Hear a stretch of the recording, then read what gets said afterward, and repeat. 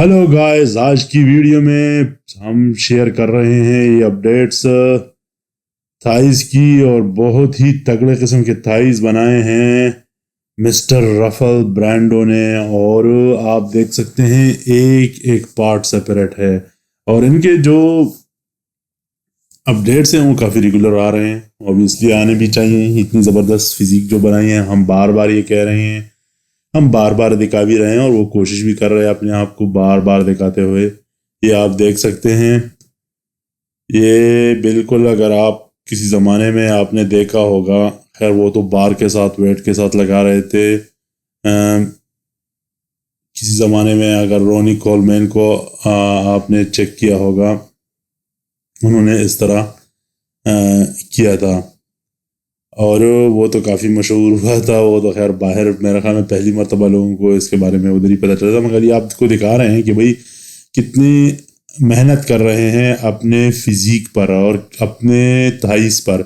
क्योंकि बंदे ने, एक बात बताऊं, ऊपर से लेकर नीचे तक, ऊपर तो आप जिस्म देख सकते हैं, ये जो अपडेट है ये हम बार बार इसलिए दिखा रहे हैं कि इसमें पूरा जिस्म है उनका। ऊपर जो है शोल्डर, चेस्ट और जो दीगर पार्ट्स है वो बहुत ज़बरदस्त है। थाइस भी लोगों का थोड़ा सा वो हो रहा था, मगर थाइस भी इस बंदे ने काफ़ी तगड़े बनाए हैं। ऑल दो कि है, मेरे ख्याल में इनका जो थाइस है वो थोड़े से और भी हेवी होनी चाहिए, मगर बैलेंस है। थाइस की वजह से ये बंदा नहीं कह सकता कि भाई थाइस इसके कमज़ोर है। बैलेंस ये बंदा पूरा लेकर आया है, और बहुत तगड़ा किस्म का बैलेंस लेकर आया है। और मैं तो काफ़ी ज़्यादा इम्प्रेस हूँ इसके फिजिक से, और इनके जो अपने आप को जो इस बंदे ने चेंज किया है ओवर द पीरियड।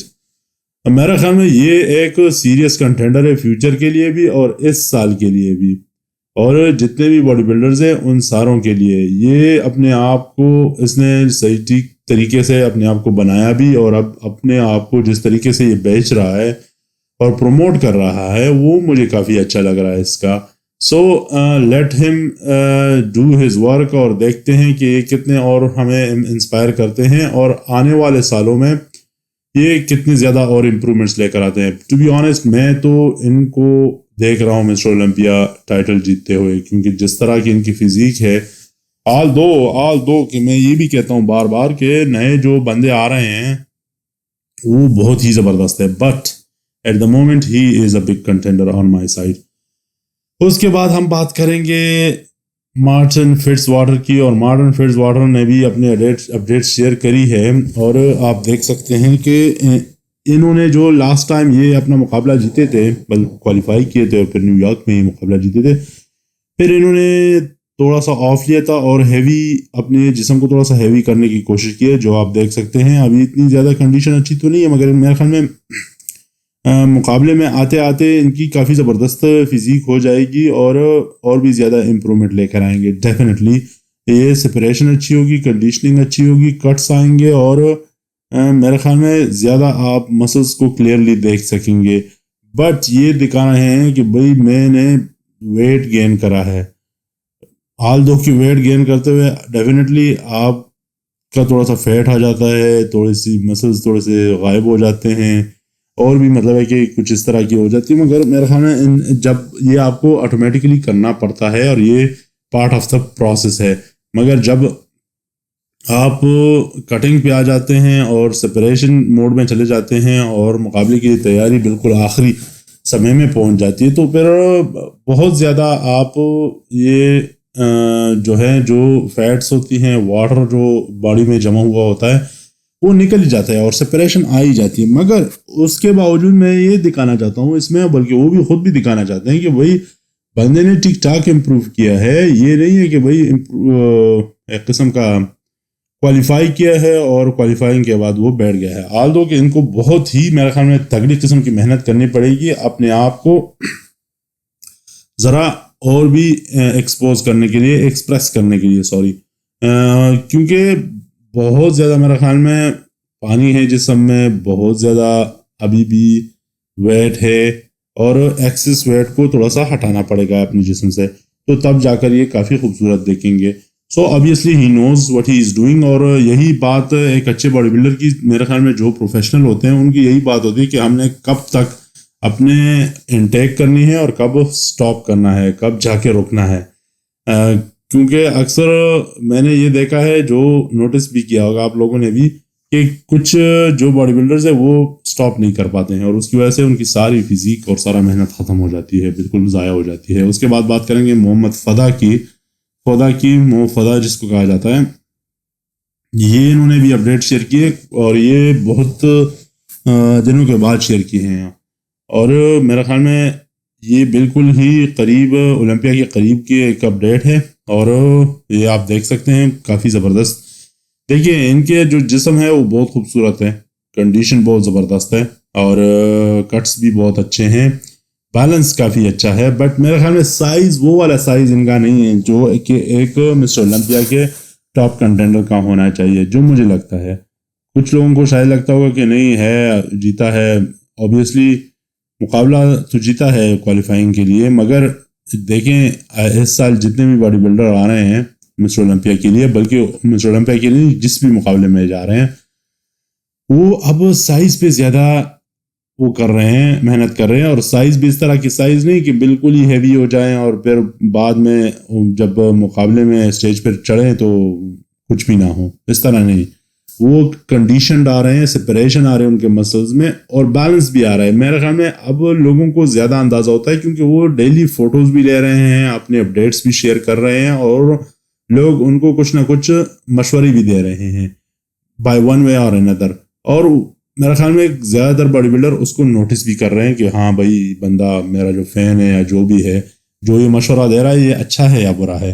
سو میرے خیال میں اس بات کو مد نظر رکھتے ہوئے انہوں نے تو بڑے دنوں کے بعد اپڈیٹ شیئر کیے، مگر اگر یہ پہلے کرتے تو شاید بہت لوگ ان کو کہہ جاتے کہ بھائی تھوڑا سا سائز اور گین کر لو، مگر ابھی بھی ہے ٹائم۔